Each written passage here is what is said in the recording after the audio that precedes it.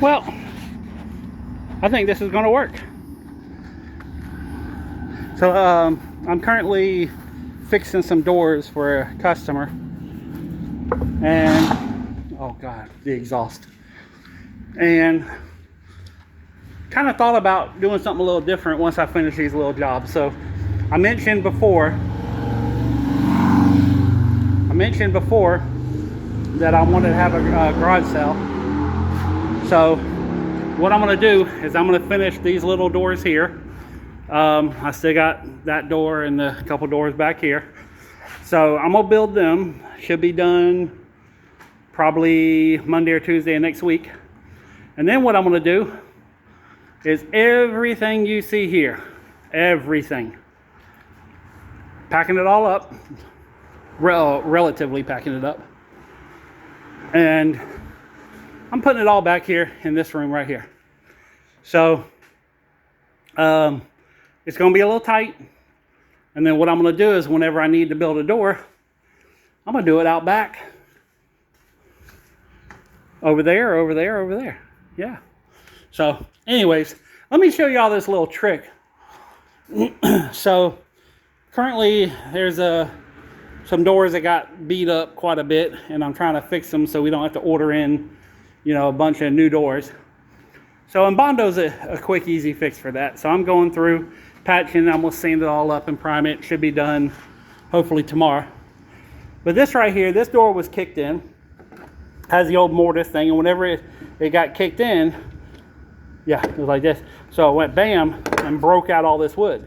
Well, this piece of wood here, which if you could tell right here is discolored, this was all floppy. So I took some paper. Where's my little piece of paper at? Here it is.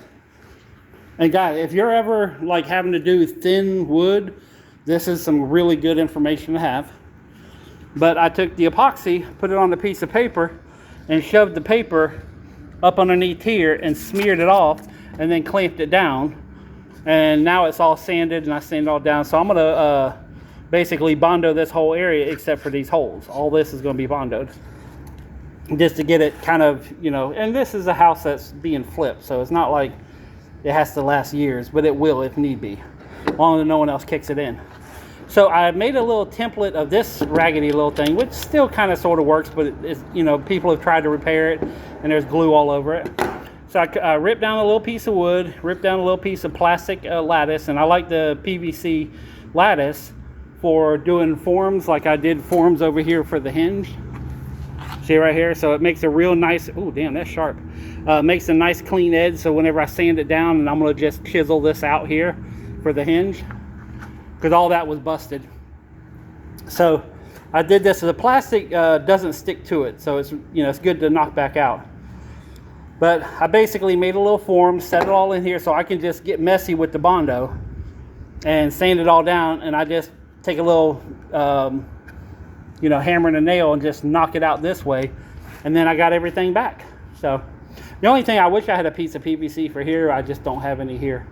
So, but I don't think it's going to be that much of an issue. If it is, I beat the shit out of it and then fix it after I break it again. So, but yeah, I got this door, that door right there I'm working on, this door here. It should all be done tonight. So I'm going to go ahead and just get all that gooped on there. And then I'm going to head out and load up a load of stuff to bring back here. Mainly a bunch of tables. I'm using the office as a sorting thing. But not this weekend, but hopefully by next weekend, this is all going to be ready to have a garage sale. And some stuff will be posted. I'm going to try to get some nephews or get some people over here to help move everything. But I came up with a better way to store these jams here, so I'm going to incorporate that. And then all these doors here, I got a place to put them back there. So it's going to be a little unique, but they're going back there because I'm done building doors for right now. So I got, I think, what was that, 6, 7, 8, 9 more to build there, and then 3 custom doors for people. And then I'm going to take a break from this being a door building area. And all the shelving, I talked with my sister about it, asked if she thought it was a good idea. She said, yeah.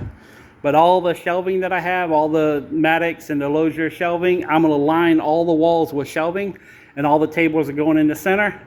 And this is going to be, for all intents and purposes, a real store. But it's not going to be a store.